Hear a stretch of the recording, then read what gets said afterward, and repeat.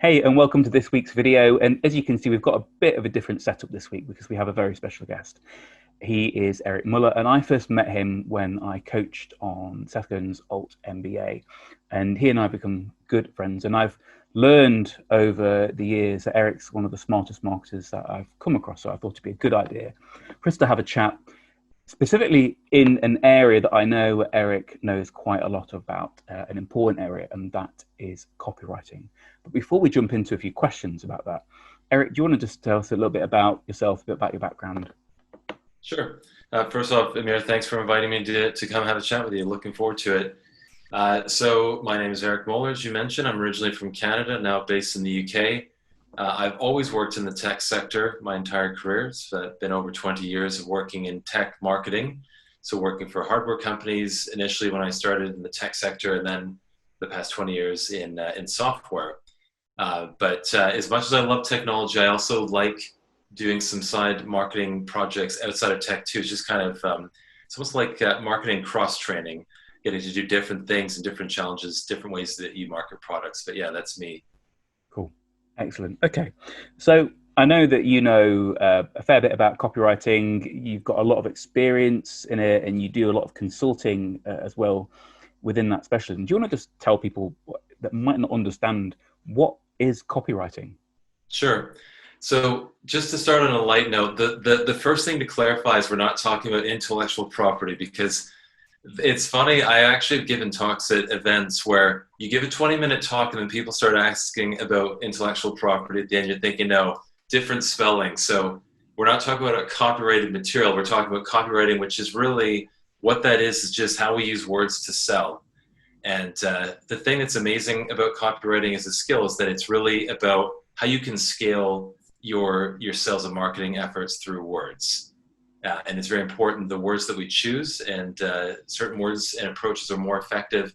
Other ones are not effective at all. So that's really what we want to do, is we want to talk about that skill set today so people get a sense of what they want to be doing more of and the things that definitely we would encourage them to avoid. Okay, that's great.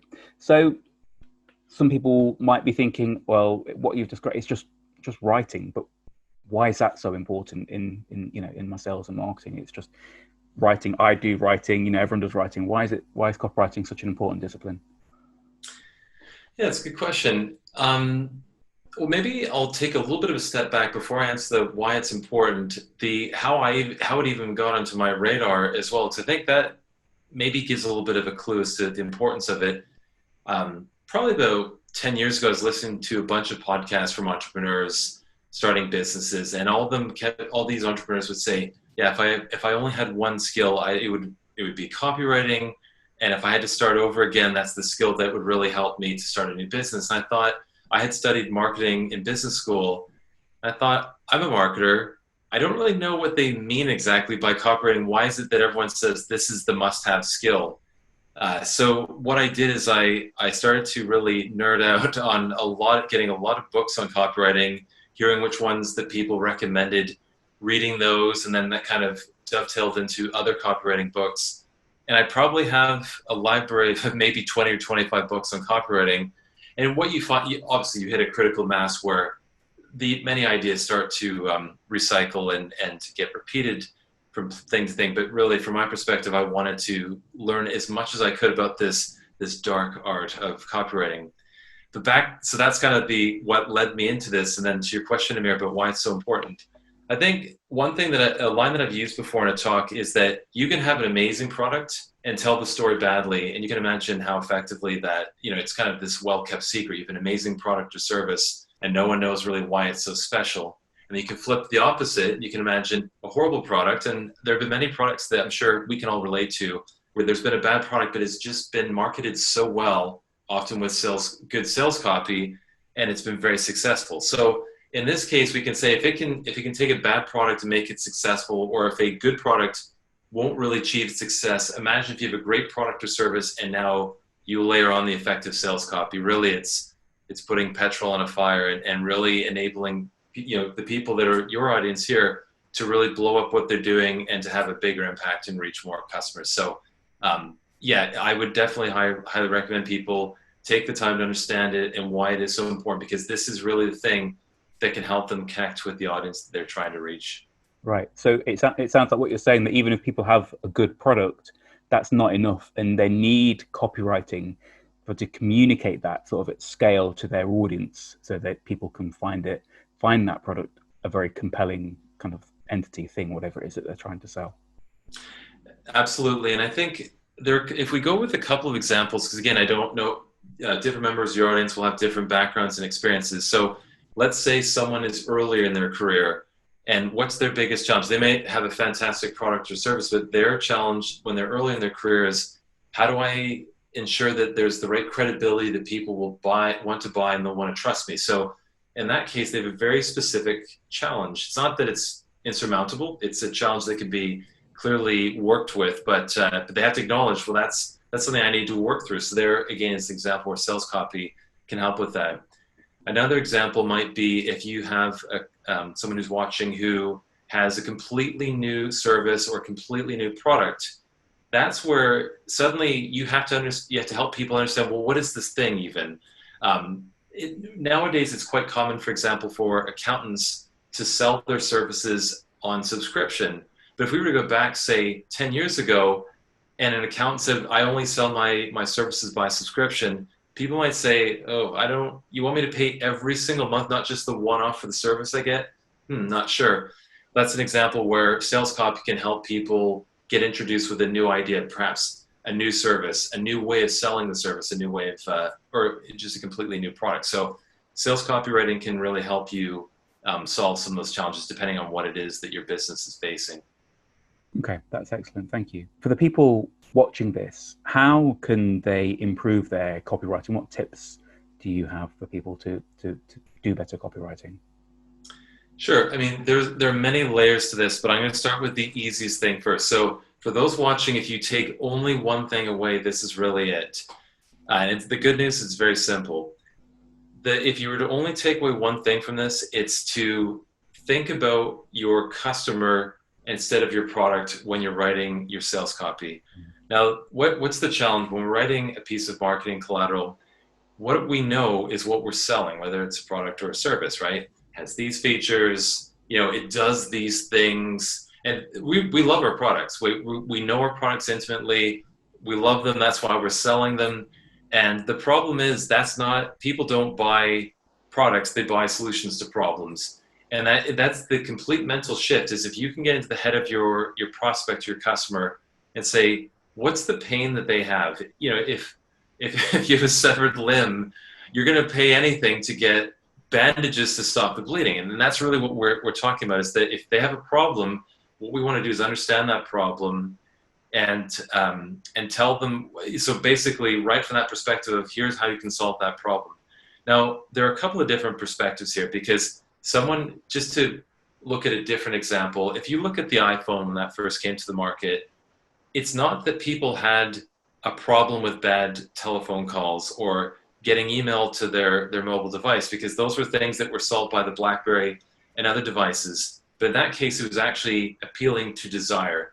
So what I would say is, again, from the perspective of your audience, figure out what it is that resonates with your audience. Is it a problem they're trying to solve? Or is there some kind of aspirational desire that they're trying to move towards? It's usually one of those two things.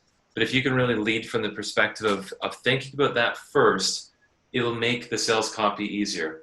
Now, to go a little bit deeper, there's a very well-known, for copywriting geeks like myself, there's a well-known acronym that just is PAS, and it stands for Problem, Agitate, Solution.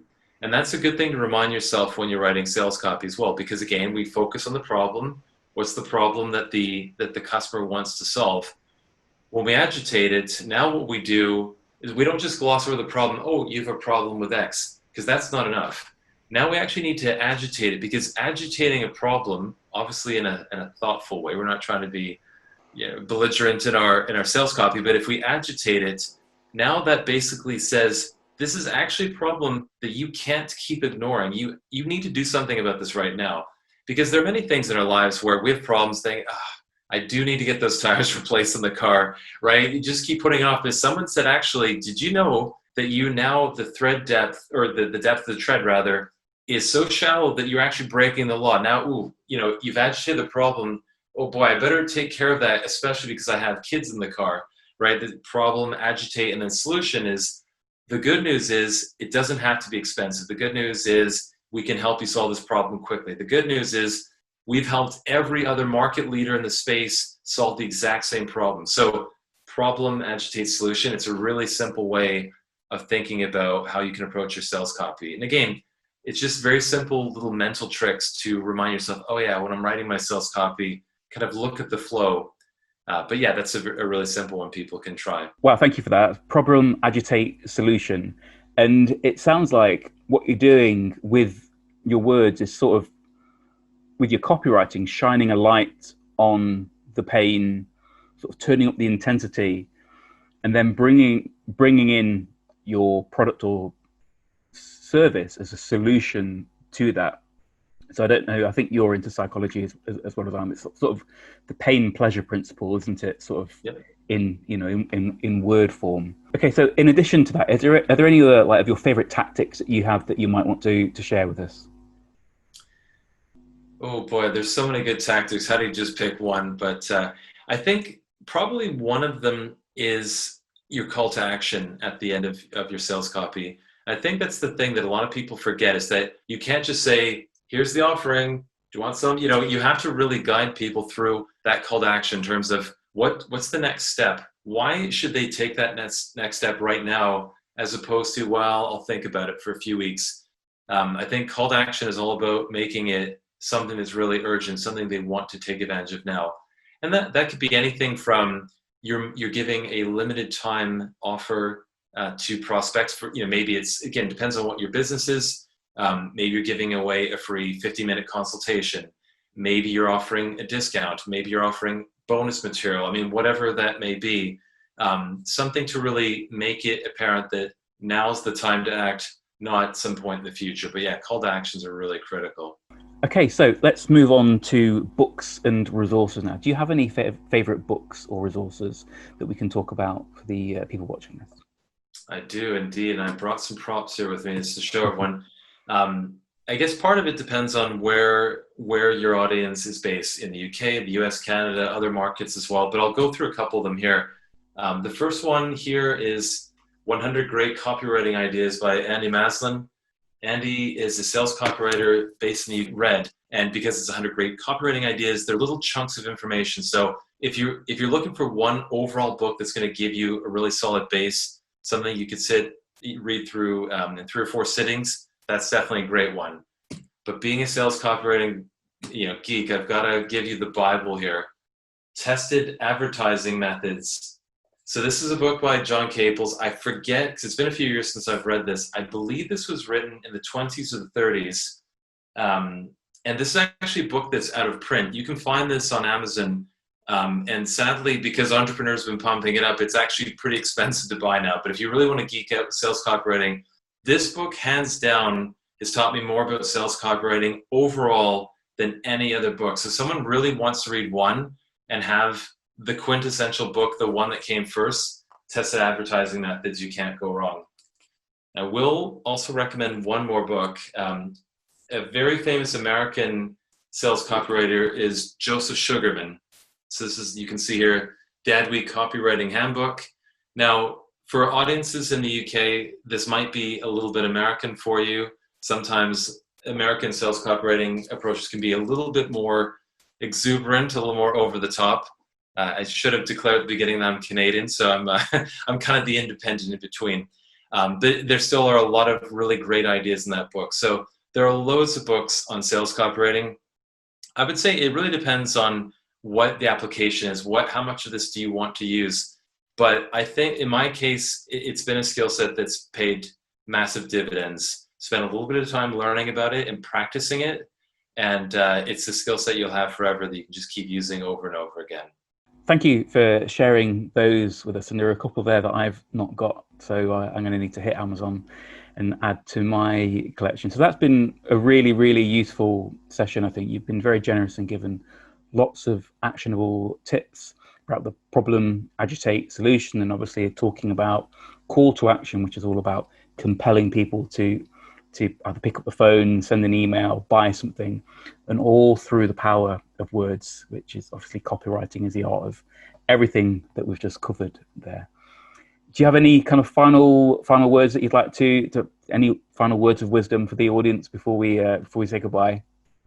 Sure, yeah. The one other thing we didn't get a chance to talk about, which I think is also important for people to think about, is an idea called social proof. Now, if people aren't familiar with what social proof refers to, it's really a sociological term for how you build credibility.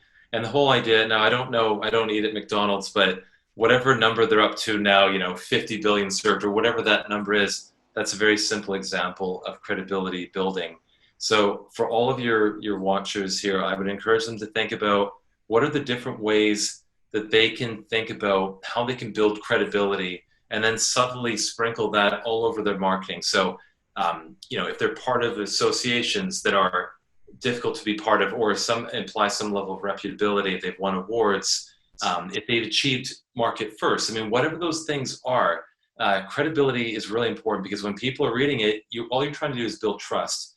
I think the one thing to be really cautious though with credibility building is it's not, hey, look at me and how wonderful I am. It's really all about how do I make sure that you can trust me, that you know that I'm the expert, that I'm someone that you can actually go to when you're looking to solve this problem. But credibility building through social proof is really important. And again, you can sprinkle that all throughout your sales copy, just so people really get that message reinforced. That's an excellent point. And I think the key word there was trust, because obviously without trust, people just aren't going to want to engage with us to a level sufficient where we can make some kind of transaction. So excellent tip again to end on. So thank you very much for that, and thank you for your time today. I'm sure people watching us have learned a ton. So thank you. Thanks, Amir.